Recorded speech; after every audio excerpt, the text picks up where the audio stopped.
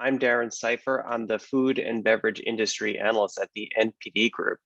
I've been with NPD for about 14 years now, and I've been looking at health trends ever since I started with NPD. And I'm really excited to share some of the trends that we've been seeing through COVID-19 and the journey that consumers have been going through today. I'm going to walk you through the health and wellness journey experienced by consumers during this time. We'll also talk about what we think is coming up to help you stay on point with consumers. You know, when naming this presentation, I was sure to use the word journey because over the years, the focus has shifted. Then this past year threw some major curveballs on this path that we all know happened. I'm sure many of you joked about gaining the COVID-15, a reference to what college students say about gaining weight in their freshman year. There's no doubt that that happened for many, but even within the past year, the journey took a turn toward helpfulness, spurred on by indulgence at the early part of the year. So we're going to walk through all of that, the journey that consumers went through, how we got up to this point as well.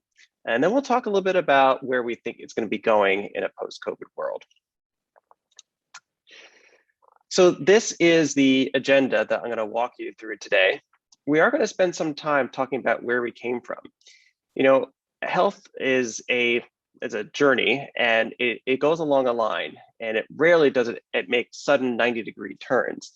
So it's very important for us to think about where we came from to understand what the trajectory is moving forward. So we're definitely going to talk about that.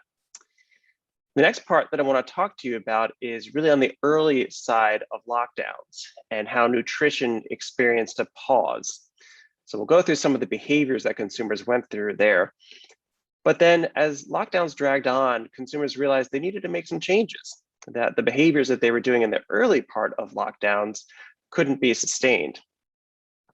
And then we'll talk about where we think it's moving. So basically everything that we've learned up to now, what we went through COVID, what's the path that we think consumers are going to be taking after we get out of lockdowns and can move about more freely and safely. So without further ado, let's go into this first part. And so let's talk about what happened before we got into the COVID era. You know, if you were at our last live food summit, you heard me talk about health being a tribal behavior, and consumers were looking online to find their tribes. And it was just a lot of different ways that consumers were expressing health and trying to achieve their goals. So let's take a look at how we came about this journey up until now. So this is where we used to be and where we're heading toward, and how we eat with health goals in mind has changed. And like most other health related trends, it's moving towards personalization. We used to think as health as, you know, just trying to remove something bad from our diets. So thinking about bad diets like Atkins or South Beach that encourage consumers to remove, quote, bad carbs. And these were thought of as lifestyles for the typical person. But then as we started to engage in some more of the kind of the extreme fitness programs that people went through, certain types of dieting changes accompanied them. And they were designed to help them enhance the results of those workouts, whether it be large increases in protein or other nutrients to help push that participant further along their fitness goals. Today, we could find healthy options basically anywhere. So what we used to have to look for them in specialty stores, but now we could find them in mainstream food retailers.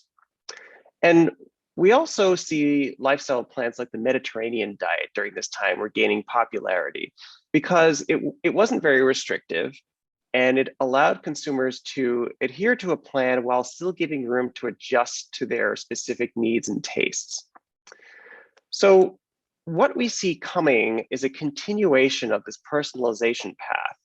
You know, today there are so many tools for consumers to use that you know, before just weren't even available for consumers, whether it's medical or nutritional professionals that we used to go to get this information. It's now in our fingertips.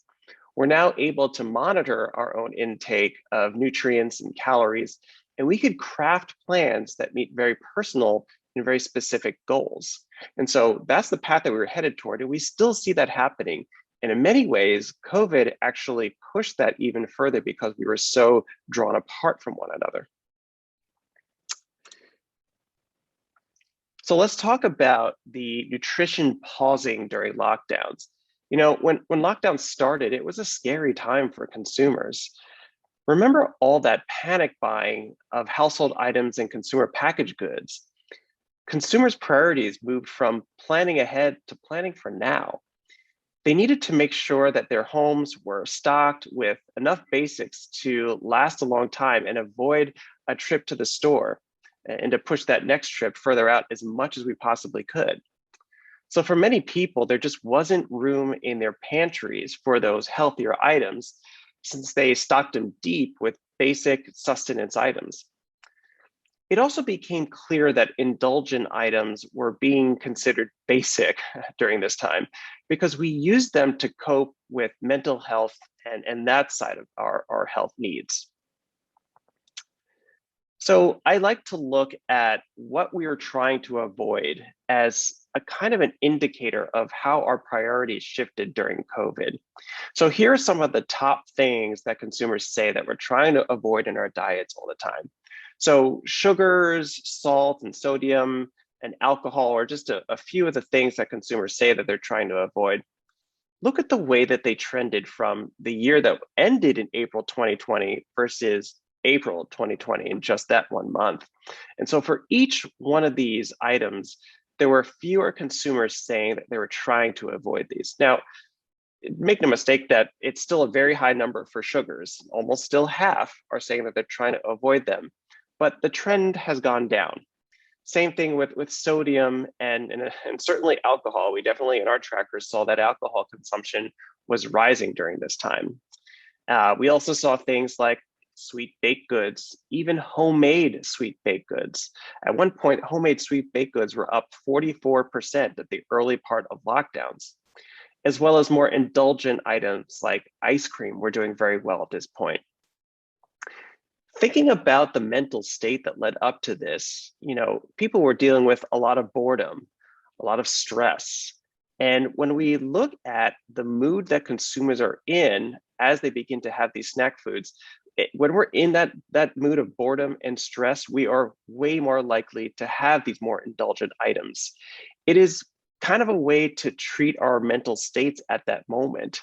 It might not be the healthiest choices for our bodies, but for our minds, it was a temporary pick-me-up. And consumers were just in that state of mind right now. There was just a need to treat ourselves during this time. And frankly, a lot of just escapism. It was just a lot of bad news happening during this time, a lot of fear and a lot of depression, that people were just using food as a way to treat with that. Indulgent food, I should clarify. Here's yet another sign that consumers were putting things on pause. So when we look at the top diets that people are on, whenever we look at it, it's always my own diet. So it's a plan that consumers make where they make up the rules on their own. So, it's usually very easy for consumers to stick to these because it fits into their own lifestyles, but it could also be a house of cards when things go wrong in our lives because it often lacks strict rules behind them. So before COVID, we were seeing that about 19% of consumers said that they were on a diet of their own making, my own diet. Well, flash forward to when we were deep into lockdowns in May 2020, that number went all the way down to 13%. So the house of cards really seemed to be at play here, where there were shifting priorities and consumers really didn't have a structured plan in place to really keep their own diet in place for them. So it was just during this time of uncertainty, these plans just really fell apart. Now, that's the top diet that consumers are on all the time, but there are a lot of other plans, whether it's for weight loss or for an ongoing plan that consumers are doing as well. And by the way, this is what led me to go down the path of saying that health is somewhat tribal. It's because consumers are doing lots of different things and no one plan has more than 10% of participation rate. But Here's the interesting thing about some of these top structured plans. When you look at all of them, whether it's intermittent fasting, keto, clean eating, all these different ones, they all kept or grew their participation rates through COVID. So whereas the plans that we make for our own selves that are supposed to fit into our lives cleanly started to fall apart, these are the ones that actually have some structure around them. So I think it was more than that as well. So not only did it provide structure for consumers in their daily lives, but also thinking about when you go to the grocery store. So for example, if you're on keto, you know what you should be buying, you know what you shouldn't be buying. Clean eating, you know what labels to look at, what items you should be looking for on a label, what items you should be avoiding on a label. So it really gave consumers this sense of order at a time when everything in our lives was lacking structure. So this says to me that consumers were trying to hold on to something during these times, and these structured plans were something that they were able to glom onto to help them as they were going through this journey. And when we look at the foods that consumers were using during this time in greater numbers compared to the pre-COVID time, it certainly shows a reflection of this higher indulgence mentality that people are in during this time. So again, these are the top growing foods that consumers had in the home during lockdown periods. And these are items that grew 50% or more versus the 2019 time period. So a lot of these categories that had been on the decline for many years all of a sudden saw an upswing. So for example, fruit drinks, for many years, consumers were citing sugars as a concern, and that's why they weren't drinking things like fruit drinks anymore. We just saw that fewer consumers were concerned about their sugar intake. Well, it seems like their consumption also followed suit. And then we saw things like baking needs and even flour. Remember at the very beginning of the pandemic, flour was out of stock in many grocery stores across the country. But how this was helping consumers between the baking needs and the flour is that it was helping consumers pass time. So thinking about the boredom that consumers were facing in the home, it also gave an activity that consumers can engage with their children, that children can help out. And it also just gave snack foods for their kids when they were trying to get mom or dad's attention when mom or dad were trying to work like we're trying to do right now. We also saw things like snack foods, like savory items and cakes as well, were also doing well. So when we look across the entire list of the fastest growing items, we definitely see indulgence alongside many of these staples that we really felt like we needed just to get through the pandemic and get through lockdowns without having to go to the grocery store more often. So that's why we see things like vegetables, potatoes, tea, and all those other items that are staples, but alongside them, we saw these other indulgent items to help consumers pass the time. So let's talk about the rise of better options though. So we know that the indulgence that we engaged in, it served us well at the beginning of lockdowns. But for many, these lockdowns dragged on longer than we thought that they would.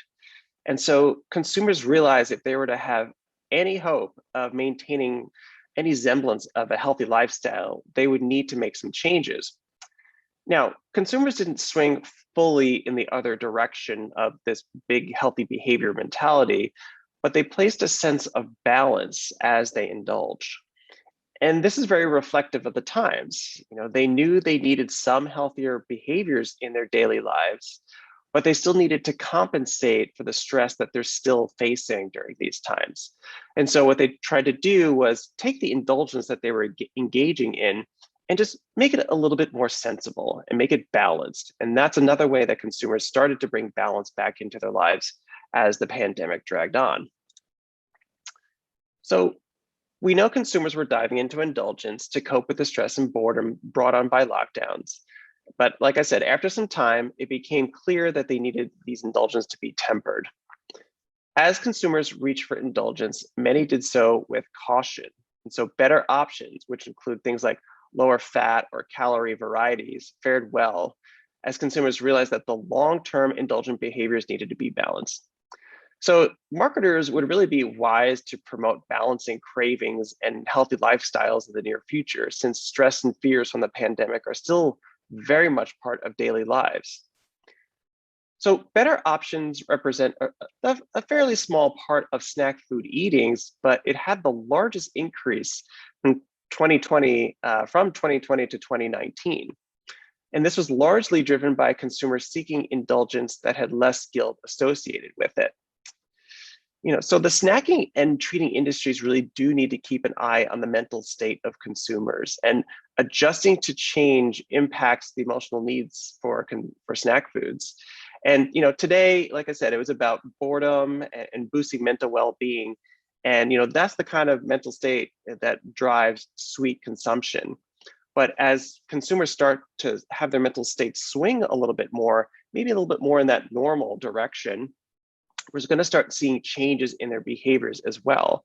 And so we're going to start seeing some more wellness demands come back into all of our food and beverage choices, for that matter. So we really need to, like I said, keep an eye on the mental state of consumers, because this is really where we're heading right now. So what's the forward-looking view here?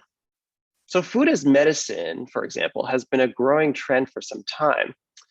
We've seen consumers gravitate toward foods that have nutrients with benefits that aid with things like inflammation and digestion and brain function and mood over the last decade. Probiotics are a good example of how consumers treated themselves with food for both the long-term and short-term issues. So the question about food as medicine isn't about will it stay, it's more about what will it look like. Then there's demand for things like protein. Many aspects of our lives were upended when lockdowns began.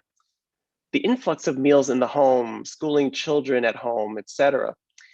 We even ate more indulgently at the very beginning, but consumers still wanted protein in their diets. Meals, and in particular, meats, and in particular fish, rose in consumption. And while still relatively small, plant-based protein demand remained steady throughout the pandemic. And at the end of the 2019 Food Summit, you might remember me talking about health being tribal. Consumers are finding plans that fit their own needs, as opposed to being plans that are trendy for the masses. And with people being socially distant these days, they're looking to find inspiration through technology. So let's talk through these. So again, another finding from our Future of Snacking report that looked at shifting behaviors through 2023, it uncovered interesting insights around functional benefits. We asked consumers about emerging ingredients and substances that they've tried, and among the top growers were things like CBD, elderberry, moringa, and jackfruit. These elements fit squarely into the needs consumers expressed during this time. CBD promises to promote calmness, as well as helping fight back inflammation. Do you know anyone who might have been just a little bit anxious this year? Well, of course we do. It's what we're all living through. We're living through a pandemic and an economic downturn, and fears of catching a deadly disease. So just like we saw consumers turning to indulgence to help their mental state, they also use things like CBD and similar substances to cope. The other growing items tie into the times as well. Knowing there's a highly contagious virus going around, consumers needed to feel that they were building a defense. And that's where things like elderberry come in, with claims that boost the immune system. We'll probably see these deeds in play for the remainder of the year, as we're still largely dealing with keeping the virus at bay. Looking ahead, we'll see consumers thinking about food and nutrients as ways to better themselves. But just like today, those nutrients will reflect the times. Stress is always going to be part of our lives. And so I see a need for CBD remaining with us.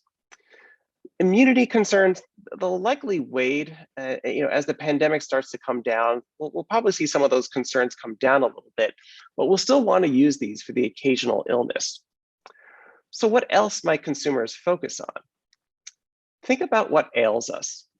What gives us discomfort?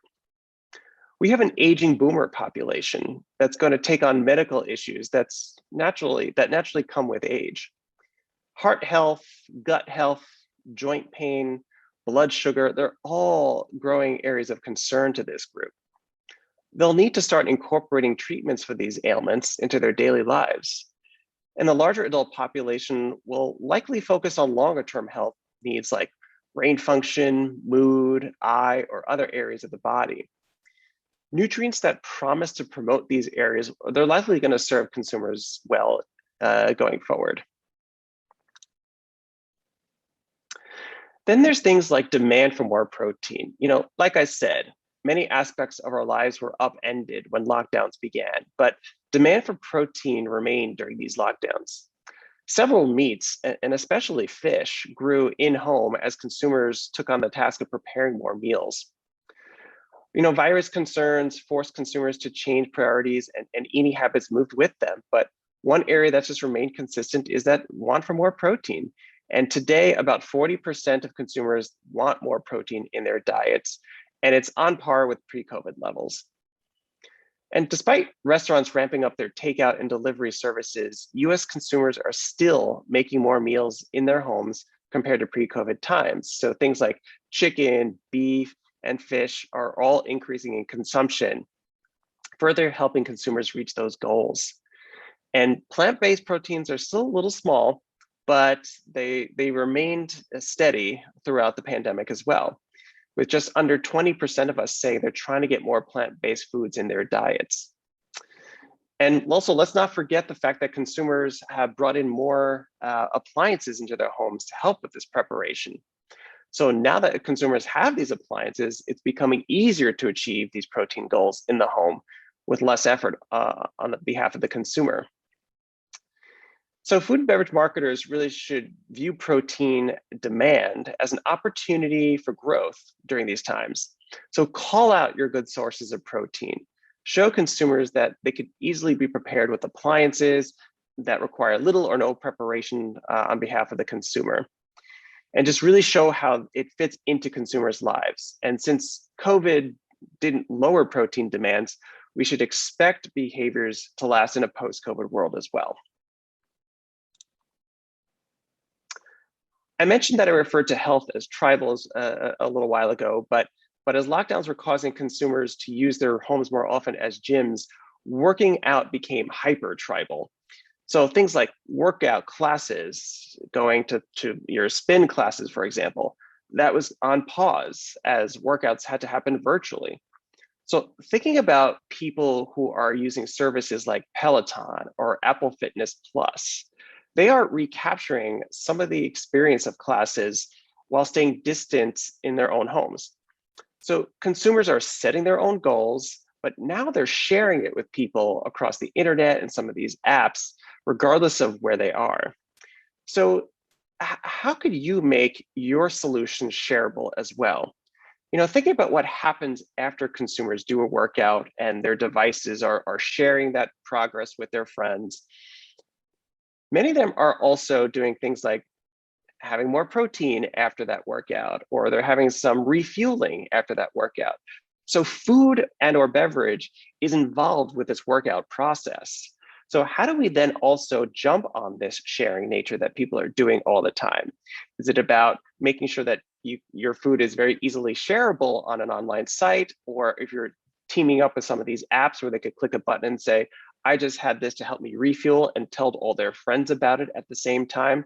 So it's another way that I can see us harnessing social media as well as the other social apps that consumers are using to promote your products and make sure that they're top of mind with consumers on this health journey. So those are the key areas that we see moving forward into the future. So if you have any further questions on anything that we just discussed here today, this is my contact info, and I'm happy to hear from you, and let's just keep the conversation going. Thank you for joining.